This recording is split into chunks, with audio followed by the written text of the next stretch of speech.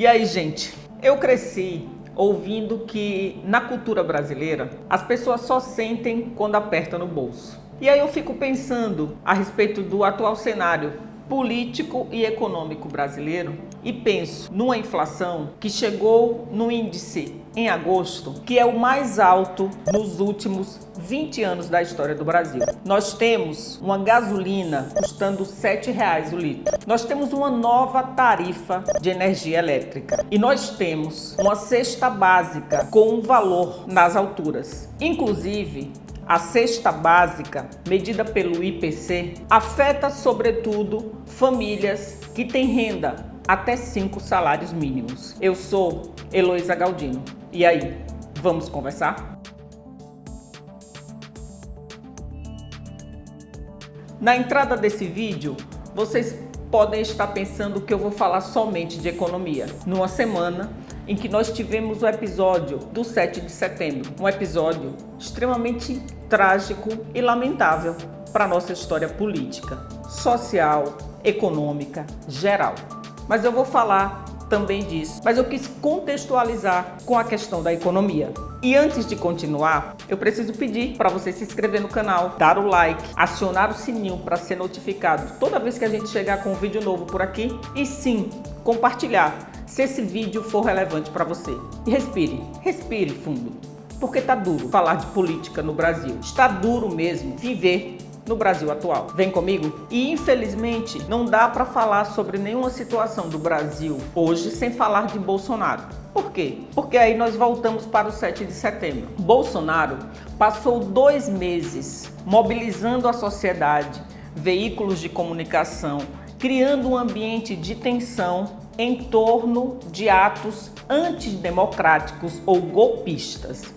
E é importante registrar por que nós tratamos, a imprensa trata e nós entendemos esses atos como golpistas. Porque nós vivemos numa democracia e por mais fragilizada que ela esteja nos últimos anos, ela tem uma forma constituída de existir. E a partir do momento que você tem um dos chefes dos poderes, executivo, legislativo e judiciário, quando um dos chefes tensiona a harmonia entre eles e ousa dizer que vai provocar impeachment sem que haja fundamentação, ou ainda fechar uma das casas que representam esses poderes, essa é uma prática golpista. Então, quando a gente pensa no 7 de setembro, a gente precisa pensar como atos golpistas capitaneados, liderados pelo presidente do Brasil.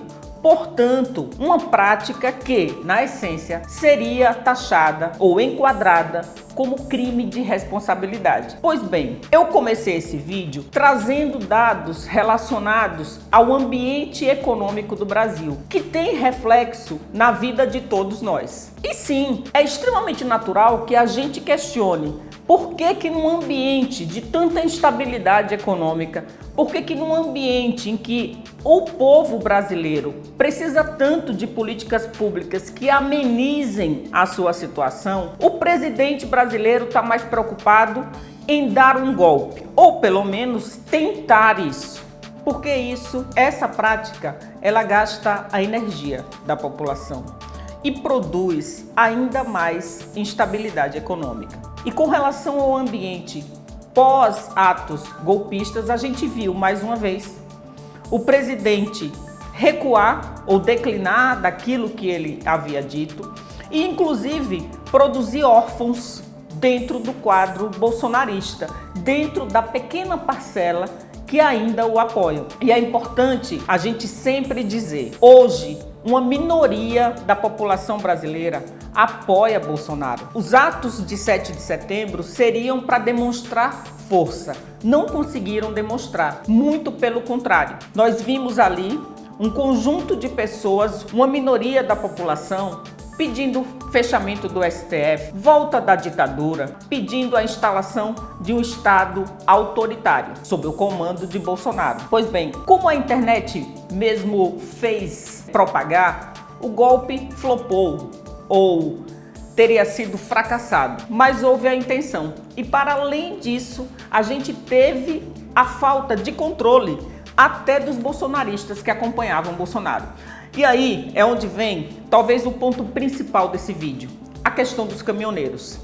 Os caminhoneiros permaneceram mobilizados, fecharam rodovias em todo o país e criaram, aí sim, uma luz vermelha no ambiente golpista e para o próprio Bolsonaro, que precisava tomar uma atitude e teve que voltar atrás em tudo. Baixar o tom da voz, dizer que não foi bem assim, mandar áudio para os caminhoneiros e ainda emitir uma carta à nação, dizendo que não foi bem assim, voltando atrás e criando, na verdade, um ambiente em que, para quem está acompanhando essa cena política do Brasil e que já conhece o modo Bolsonaro de agir, quando é que vem o próximo espetáculo circense? Agora, é importante a gente falar do porquê a paralisação dos caminhoneiros tem total relação com aqueles dados que eu usei para abrir esse vídeo. Porque nós vivemos num país em que o transporte modal rodoviário, ou seja, os caminhoneiros, os caminhões que circulam pelo país, tem total relação com a vida econômica do país. Uma paralisação de caminhoneiros provoca desabastecimento da nação. E o desabastecimento tem como consequência um aumento ainda maior da inflação, um reflexo na vida cotidiana da população, a ausência de produtos nos supermercados e, como consequência posterior, uma diminuição do PIB e, portanto, um caos na vida econômica do Brasil. Talvez por isso, pela ausência de comando e pela impossibilidade de Bolsonaro conseguir controlar um segmento que ele mesmo mobilizou e que estava uma parte pedindo o fechamento do STF e outra em outras partes do país pedindo, na verdade, por questões econômicas e temas relacionados à vida da própria classe dos caminhoneiros, o episódio do 7 de setembro, a continuidade da mobilização dos caminhoneiros, a tomada de atitude de Bolsonaro evidenciam o momento pelo qual o Brasil está passando. O que ocorreu depois do 7 de setembro, a manifestação dos caminhoneiros, a carta à nação, o áudio que o próprio Bolsonaro teve que emitir, tudo isso evidenciam o caos político pelo qual o Brasil está passando. Enquanto isso, todos aqueles outros dados com os quais eu comecei esse vídeo permanecem aí, sem nenhuma solução prática, sem a apresentação de nada que possa amenizar a vida da população. E nós terminamos a semana do 7 de setembro assim, perdidos, sem saber o que a gente está vivendo, se esse ambiente surreal é a realidade que cabe a nós, brasileiras e brasileiros. E mais, se essa imagem hoje que o Brasil tem no cenário internacional de uma republiqueta de bananas, é isso que nos resta viver no nosso país. O problema, e o problema real, é que pode até parecer que a gente vive num eterno picadeiro de circo, com um palhaço de plantão. A gente poderia até pensar assim, se tudo isso não tivesse um reflexo direto na vida cotidiana de todos nós.